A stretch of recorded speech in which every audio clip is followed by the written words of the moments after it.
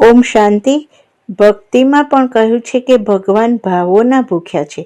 તેમને કોઈ મોટી મોટી અલંકારી શબ્દોવાળી કોઈ પ્રાર્થનાની જરૂર નથી. બસ ભગવાનને સાચા દિલથી યાદ કરો. એક સરસ મજાની કહાની છે.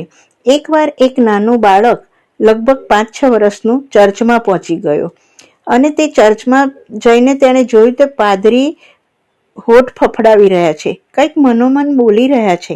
બાળક તો નક્કલ કરવામાં હોશિયાર હોય, તે પણ પાદરીની બાજુમાં જઈને ઊભો રહી ગયો અને પાદરીની જેમ હાથ જોડીને હોઠ ફડફડાવવા લાગ્યો. મનોમન કંઈક લગાતાર બોલવા લાગ્યો. પાદરી વારે ઘડીએ તેની સામે જોવે છે, ખબર નથી આ બાળક શું બોલી રહ્યો છે. પાદરીની જ્યારે પ્રેયર પૂરી થઈ ગઈ તો બાળકે પણ હોઠ ફફડાવવાનું બંધ કરી દીધું.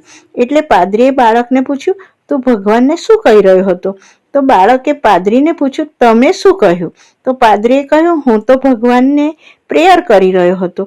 તો બાળકે કહ્યું, હું પણ પ્રેયર કરી રહ્યો હતો. પાદરીએ વિચાર્યું કે આટલી બધી લાંબી પ્રેયર કઈ કરી હશે, એટલે બાળકને પૂછ્યું, તે કઈ પ્રેયર કરી? તો બાળકે કહ્યું, તમે કઈ પ્રેયર કરી? તો પાદરી પોતાની પ્રેયર સંભળાવી. તો બાળક હસીને કહે છે કે હું તો એબીસીડી બોલતો હતો. તો પાદરીએ કહ્યું, ભગવાનની સામે એબીસીડી થોડી બોલાય.